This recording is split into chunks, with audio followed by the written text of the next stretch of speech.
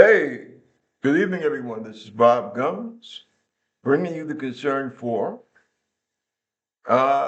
We were kind of shut down for a bit.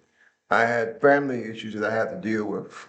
And now we are seriously in the process of trying to find a studio or to basically update what we do from here. So that's what's going on. And I would appreciate it if you folks would subscribe to this channel and also your comments because your opinion matters. Now, I don't know from the beginning, I don't know if any of you folks remember this, but essentially what we're committed to doing here, we're trying to act as a type of interlocutor between the African continent and the United States, or I should say, America, the West, in other words, because I think a lot of things that happen in Africa need to be understood by America, and I think a lot of things that happen in America need to be understood by the folks here in Africa. Now, right now, on the top of the agenda, unfortunately, is this horrible war going on in Iran. Now we have to basically get to the nitty gritty here, so to speak. This is an illegal war. You don't, regardless of what you feel about the way a country governs itself, you don't have the right to attack these people. Okay? I have some serious problems with how Saudi Arabia um, does people within its borders. But that doesn't give me the right to launch a war against Saudi Arabia. And I think that this is something that we really need to take a look at, especially in America, in terms of our own history. I mean, for example, just to make a point, bigotry and racism and gender inequality are by no means dead in the United States. But there was a time not too long ago, in most of our lifetimes, when you saw people of different races being attacked, literally, for wanting to do things like going to the library or wanting to vote to participate in the political process. How would Americans feel if a country should say, well, yeah, we don't like how you're doing to people within your borders. So we're going to launch an attack against you. Now, boycotting is fine, right? I do believe that there were times over the last 50 years where America deserved to get boycotted for the things that she perpetrated against her own citizens. But the idea of another country saying, well, yeah, one of the reasons that we are going to attack you is because of how you did your own citizens. I think that that's insane.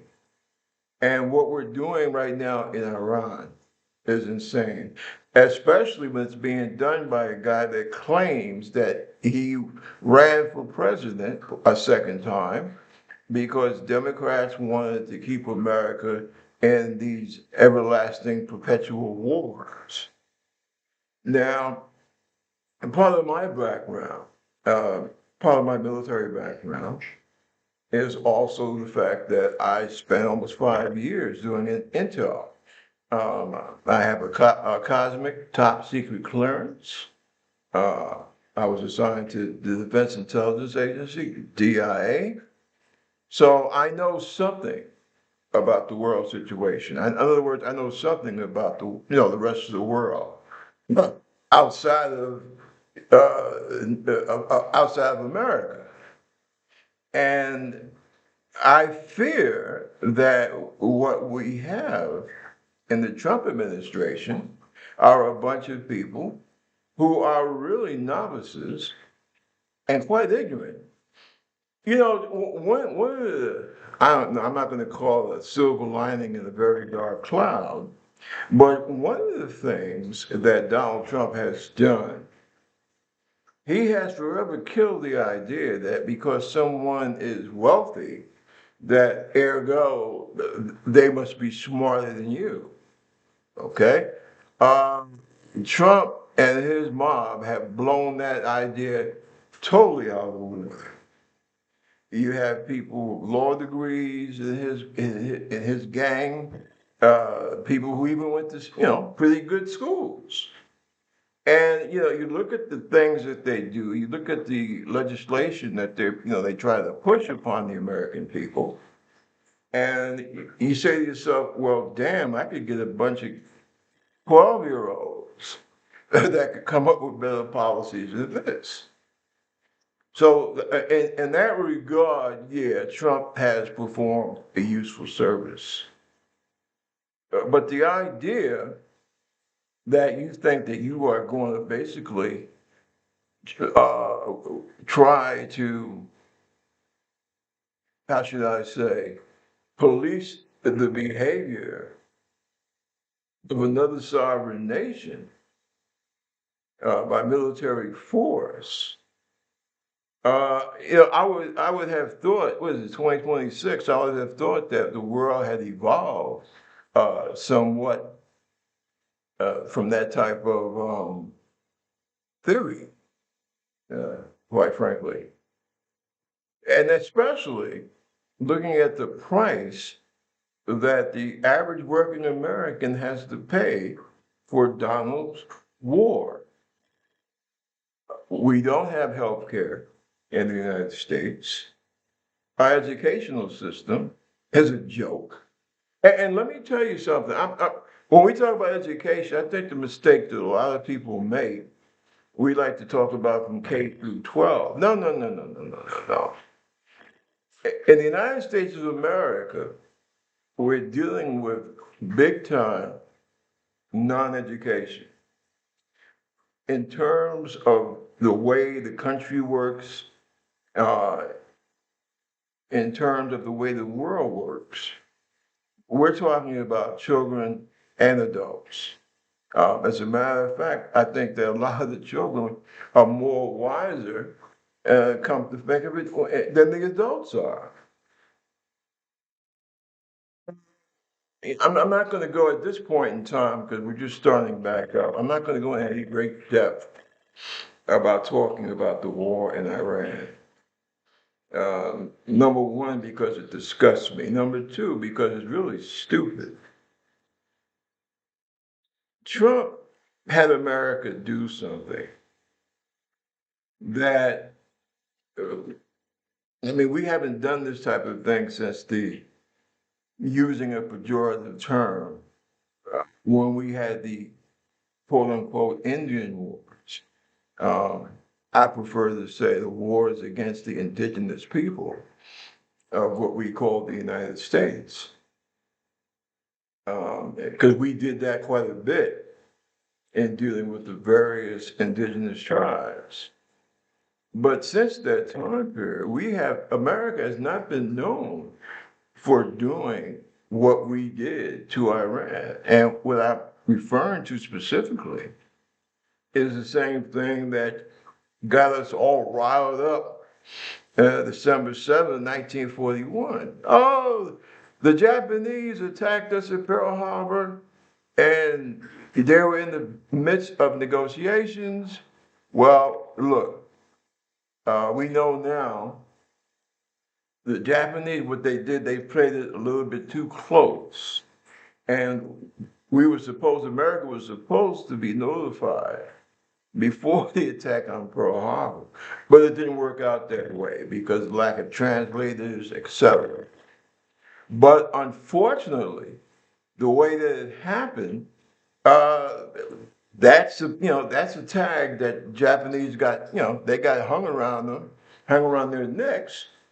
And that's the way, I guess in most people's mind, it still reads that way, that you attacked a sovereign nation while you were in the middle of negotiations.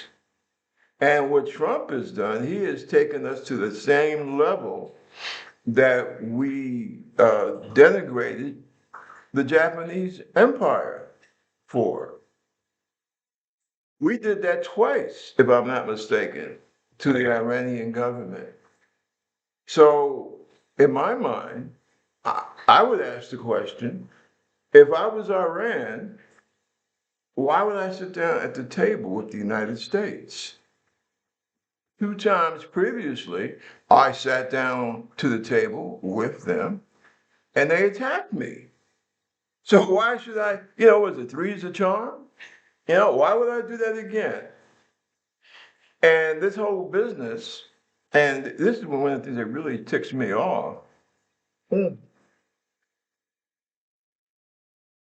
This crap that Trump and Pete Hegseth talks about, Iran must not be allowed to have a nuclear weapon.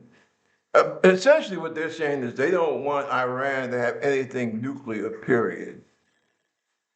Uh, I have a real difficult time with that. I think the other, America is 4% of the global population. So I think the other 95, 96% of the world's population feels the same way that I do. Listen, I don't want this twisted. So let me slowly and carefully say, what my meaning is here. I feel if I had my way, right, I would want to see all nuclear weapons. Okay. I'm not talking about power plants and things like that. Okay. But nuclear weapons, I would see them under the control of some type of international, like the United Nations, if the larger nations of the world would stop sapping the strength from the United Nations. But I would prefer to see the United Nations or some other type of international group set up specifically for the purpose of putting a lid on nuclear armaments. Okay? So therefore I would prefer to see Pakistan's nukes, China's nukes, Israel's nukes, everybody's nukes, American nukes, right? And be basically put under the control of a particular international organization. Now that's my feeling on it. Now, if that makes me naive, because I'm trying to figure out a way where we don't blow the planet apart. If I'm naive for suggesting that, then fine, call me naive. But I think that that would be the best thing overall, and that those nuclear weapons would only be carted out. Uh, Say, for example, if an asteroid attacked, excuse me, not attack, but if an asteroid was coming towards the planet, just like you see in the movies. We would fire nukes at the asteroid. Hopefully, that would either blow it up or at least knock it off course. In those type of situations, as I said, I know many people would feel that that is naive on my part, but I think that that would be the best case scenario. Uh, my second point, I have a real big problem for the United States, my country, to like lecture Iran or anyone else about the idea that they should not be allowed to have nuclear weapons. Number one, it's not just about the weapons. You don't want Iran to have any type of nuclear technology because you claim that whatever nuclear technology they have, they're going to weaponize it. Now, maybe that is mirroring the way that Donald and Pete and Netanyahu the Israeli prime minister. Maybe that's how you guys think. Okay, I have no idea what Iran would think. See, I'm not a mind reader, and frankly, you three guys, neither are you. But as an American, I have a real solid problem with this because the only nation that's ever used nuclear weapons on human beings happens to be the United States. See, that's kind of, pardon the pun, but that's kind of like calling the kettle black, calling the pot, calling the kettle black. If you get my meaning, we are the ones that decimated two cities in Japan, and now we're telling the rest of the world the right and the wrong of nuclear weapons. To me, that seems plain silly, quite frankly. I know, I guess that puts me out of step with a lot of folks in America, but hey, that's it. That's how I feel. The idea that, oh, well, those Iranians, they're crazy people. They're theocrats. Let's get something straight, okay? I'm born and raised in America. I don't believe in theocracy, okay? The United States of America, one of the good things that did come out of the creation of the United States is that, hey, over here, we don't have theocracy. We're ruled by law. We're ruled by logic, okay? You can have your own damn religion, but your religion is not going to, basically supersede uh, the the electorate. In other words, people will vote for who they want, and those people will be the ones in charge of the government. Okay. Now, I have problems with any nation that believes that a theocracy is the way to go. And that's why I don't live in one of those type of nations. See? So when you say that, oh, well, the mullahs, they'll take the nuclear weapons and they'll blow up Israel and anybody that's friends with Israel. Hey, no, no, no, no, no. Listen, Saudi Arabia is a theocracy, okay? That's the country where, what was it? A bunch of girls rather, were burned up because the school caught on fire and they weren't properly dressed, so they couldn't escape out into the street. Okay? Now that's an old story. That was something that was talked about when I was still at the Pentagon.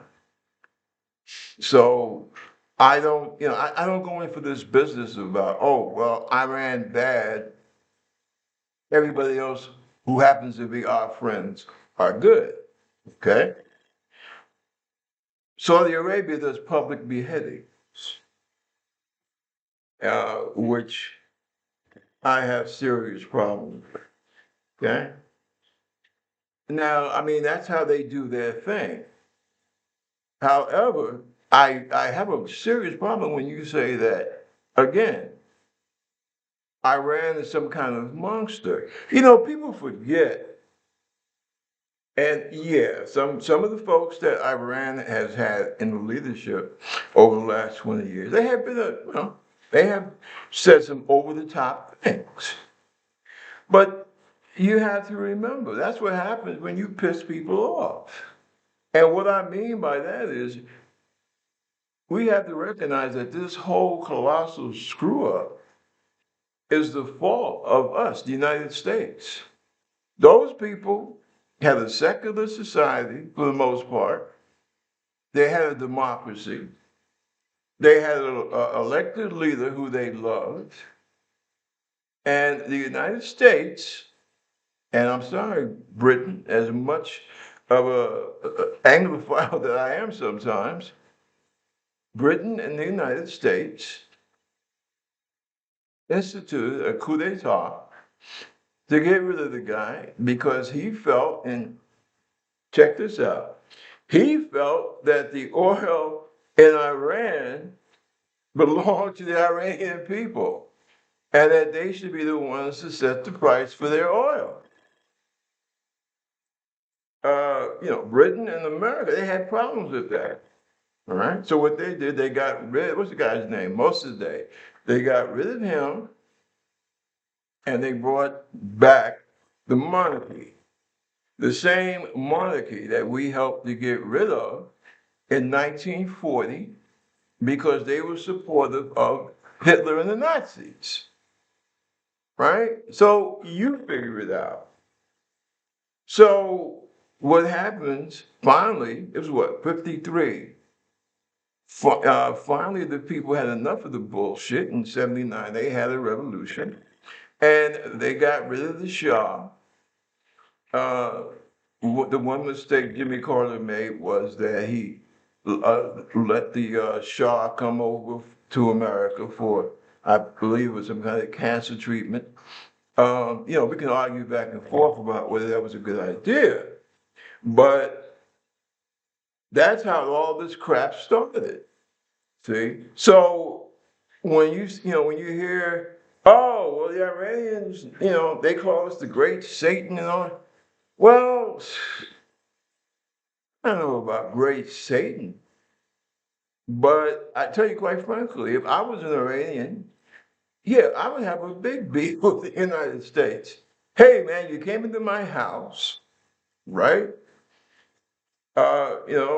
You kicked out the people that were running my house that I voted for.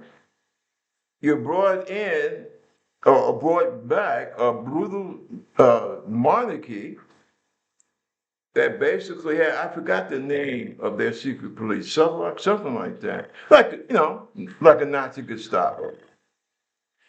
And you sick these bastards on us.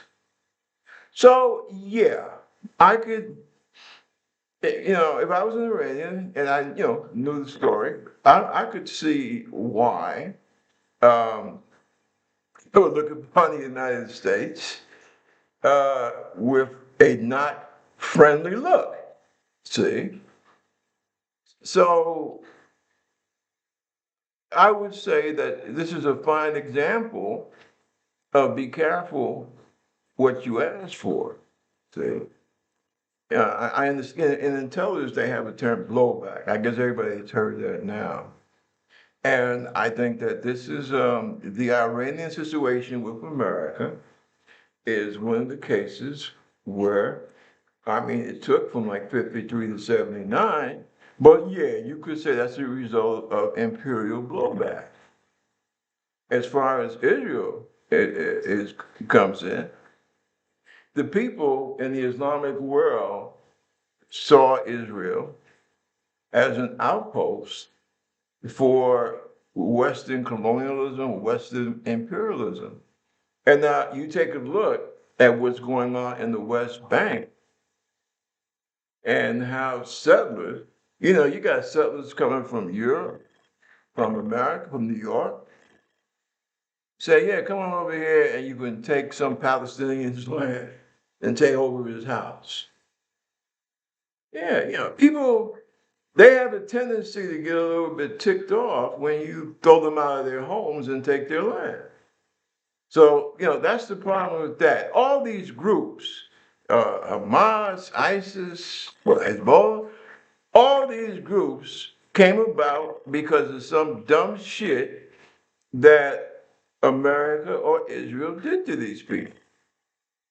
So you have to keep that in mind. I mean, look, that's not me trying to take anybody's side per se.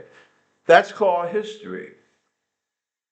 And one of the problems that we have in the United States is that most people, we don't know our own damn American history.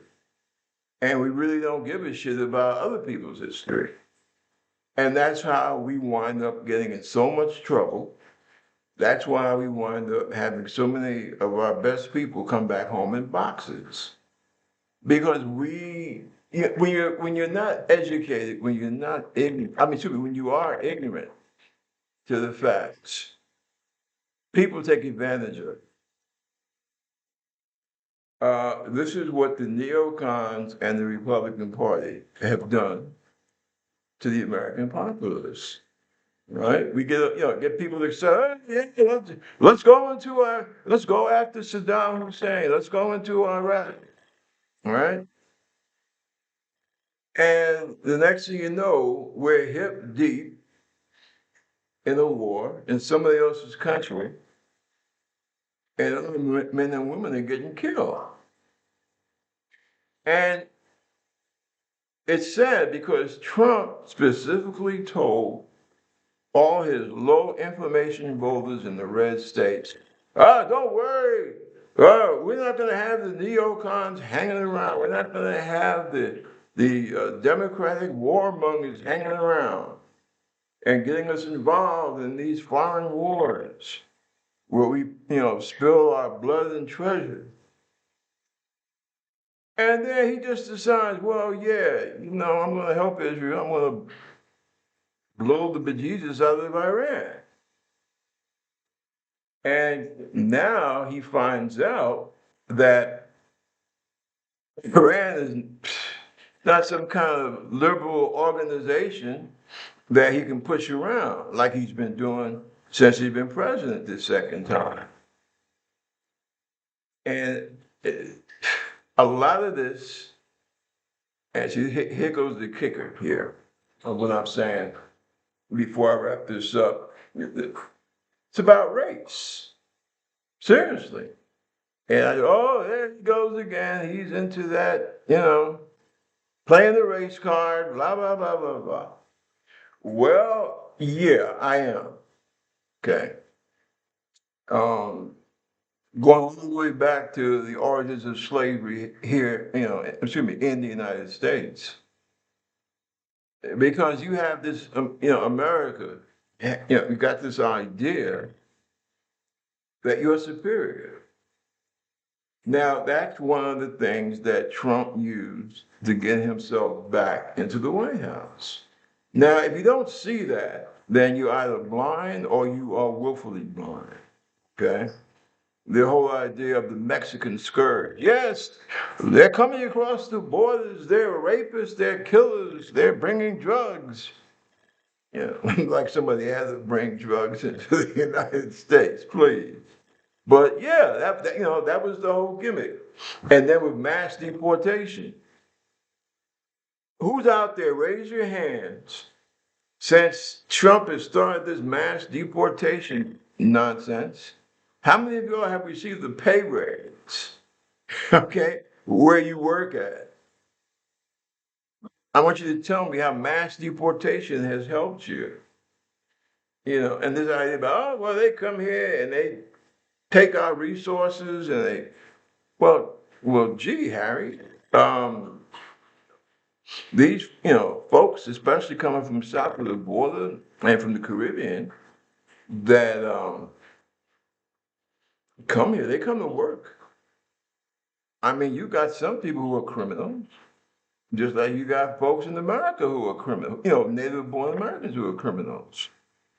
But by and large, these folks work, they pay taxes. Uh, for you older folks out there and you disabled folks out there, uh, who do you think helps to contribute so much to Social Security? These same people that you wanted Trump to chase out of the country. I'm trying to understand this because since Trump has been back in, since he has done this mass deportation, have you noticed the quality of life for, and I'll be brutally honest about it, for native born working class white citizens has gone down. Okay? Your price of groceries have gone up. Your ability to get health care when you need it has gone down. Your educational system, which was already bad for the last 20 years, has gone down. infrastructure down, housing being built down. All this since Trump began his mass deportation shit. And unfortunately, too many working class folks, too many working class, my fellow white Americans, have not, are just now starting to tie it all together. Yeah, I know the Latinos did a very bad thing. Those that supported Trump, they know that. I'm not gonna dwell on that. Most of them know that they effed up, right? Uh, Black Americans that were Trump support. Nowadays, you don't see these people around. There are very few of them. They're hiding in the woods or what have you. 'Cause, hey, you voted for Trump? No, me? No, what's me? Somebody else. Guy looked like he was my brother. That's what happened. He looked like me. Yeah, because they realize they see what the hell is happening in America. They see what's happening to them and to their families. And the thing that really twists me is the fact that we informed, psychologically afflicted Black folks, Latinos, Latino folks, white working class folks, you were warned. We told you. Now you can jump up and down all you want about Kamala Harris. And oh, well, she ran a poor campaign, blah, blah, blah. She allowed herself to be kept too close to Joe Biden, even after she became the Democratic nominee. Yeah, I get that. Okay, I get that. All I'm saying is that one of the things as an adult, sometimes you just stuck with two choices, and you have to choose the better. Some people don't, use the term lesser of two evils. Well, no, Kamala is not evil. Okay. But it was about two choices. You had a choice for a woman that said, hey, listen, um, we need to see about young folks being able to get housing. We need to get relief on the student loan stuff, okay, so that we can continue to have educated people in the country. We need to do something about health care because the Republicans are trying to kill it. We need to be able for people to feed not just their kids, but feed themselves. We need to find out how corporate America is ripping people off when it comes to the whole thing about food, distribution prices, etc. And she then essentially told you if you put Trump in there, exactly what would happen. And the whole thing was, oh, well, she's a Black Asian woman, and Trump is the rich white guy. And a lot of people use this thing about, oh, well, we felt that Donald will be better with the economy. No, no, no, no, no. Because I know a lot of people out there, well, it wasn't race, it was the economy. No, no, no. Right? That's subterfuge. Because what you're saying is that you didn't trust this woman of color to handle the economy better than Donald Trump. And then when people, Republicans came out with it, yeah, well, we need a businessman, right? Because America should be run by like a business, which is one of the most bullshit, ignorant ass saying I've ever freaking heard. Okay. Now, maybe because I'm military, I see it that way. But looking overall at the government, what government is supposed to do, um, how we're supposed to live as a society. People that say that government should be run like a business, I think they're pretty stupid. This is what I mean, because you got people from like Princeton, Harvard. Look, what's his name? Pete Hegseth. This idiot, I believe he went to Princeton. So that goes to show you that going to these fancy Ivy League universities and such, it's not that big a deal.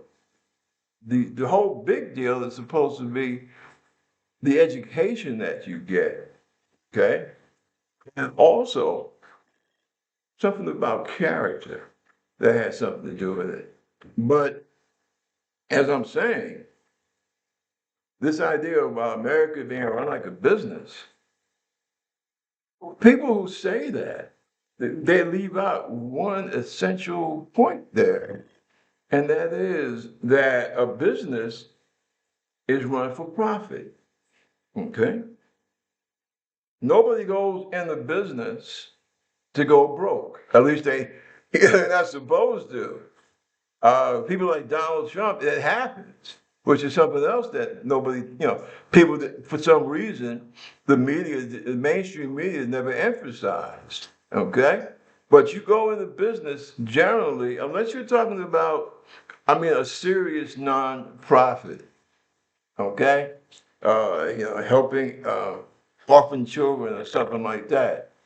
But generally, you go into business to make money, to make a profit, okay? That's what it's all about. And running a nation is something totally different. How many CEOs can go and tell their employees, listen, I want you to go out over here, and chances are, much you're going to die because you're going to be blown to pieces, right? Businesses don't do that.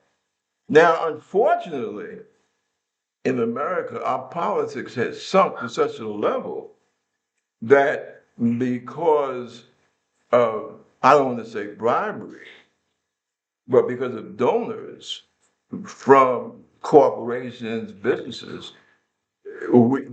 our representatives are influenced to do and legislate things that eventually end up with Americans getting killed, right? That's one of the problems with this whole Trump's Iranian war thing, okay? I don't know sometimes if I should call it Trump's war or Epstein's war. I haven't figured that one out yet. But yeah, see, that's the main difference between running a business and running a nation. And it was Republicans, sorry, it was Republicans that came up with this idea about government being run or America being run like a business, right? I think it was Calvin Coolidge said the business of America is business. Now, I did some reading on Calvin. Seems like a pretty decent guy, but he got this whole corporate mindset. And I submit to you, no one with that kind of mindset, who has this America should be like a business, that mindset, I don't think that they're fit to serve in the White House. I don't have a problem with somebody that was in business, did well in business, and then went into politics and gets themselves elected. See, that's one thing. But the idea that you think you're going to run the United States of America the same way that you ran your business, no, no. I think that's wrong. I think it's insulting. And see, that's what we did with Trump and this Republican Party. And the way that they combat people who try to bring these points out is by dividing the country. Latino versus white versus black versus Asian versus male versus female. And essentially that's what it is, divide and conquer. right there in the United States. You know, it's funny. More people have left the United States over the last couple of years, uh, essentially since the advent of Trump, than have ever left in American history. You did not have people bailing out of America at the height of the Great Depression, as you have now. The dangerous thing about the Republican Party, with a few exceptions, but generally the dangerous thing about Trump and the Republican Party is that not only are they working hard, they're working overtime on killing America, what we know as America, our institutions, the way that we have done things in this country. They are killing the American ideal. They are killing everything that we are supposed to stand for. Trump and Hagsburg, they're trying to turn our military, of which I was proud to be a part of, they're changing, they are turning us into the military, they're turning us into mercenaries for a particular interest, okay, which I feel is what's going on with this whole thing with Israel and Iran. And they are turning us, the Navy especially, the Navy and Marine Corps, they're turning us into pirates, okay? What we did to Venezuela was wrong. What we did in Nigeria was wrong. What we're trying to do in South Africa is wrong. And I know because right now I moved over here last year. So I know something about what's going on in the African continent, okay? And most especially what we have done to Iran is definitely wrong. And then to turn around and attack the Pope, attack Leo. That's why Leo told Trump straight up, yo, man, I'm not scared of you. Leo's from Chi-Town. He's a Chicago kid, right? You're not going to punk him. And see, that's something that Donald is not used to, people actually standing up for him. And I think probably the fact that Leo is in America, I think that's a good thing. And from the city, right? I mean, I'm from New York, he's from Chi-Town, so I feel I have a bond with him. And see, I was so proud. Now, I'm a Catholic myself, okay? I guess you could call, what am I, fallen Catholic. Because it's been a long, long time since I went to Mass, okay? I have my own issues about organized religion. But I respect anyone that is a sincere believer in humanity.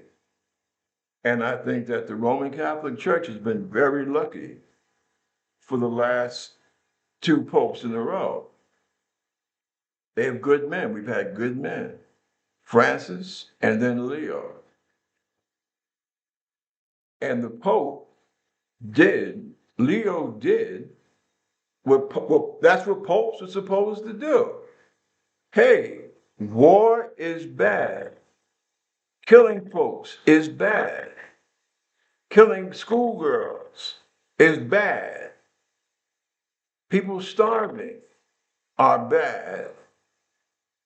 The immigration policy that America has is bad, and it does not recognize human dignity. See, what's got conservatives, Republicans, MAGA people upset about is the fact that, the Catholics were okay as long as they were talking about sex and women, right? But when these last two popes say, hey, we're talking about all aspects of human dignity.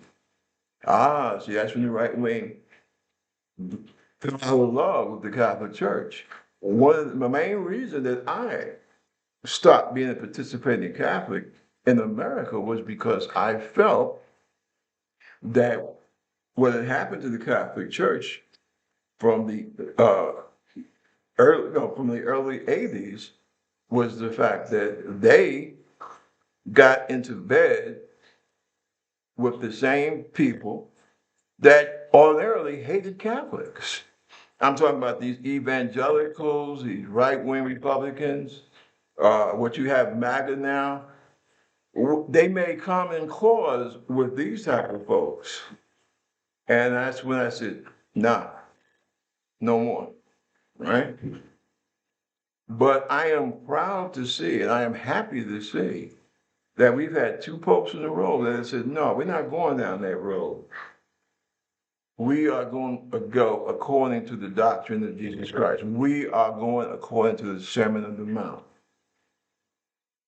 And that's what really burns Trump up. So I'm happy. I express my love, even though, like I said, I still have disagreements with certain points of the church. But their overall push towards the dignity for all human beings, especially those of us who are actually alive. Yeah, I'm proud of that. I am very proud of that.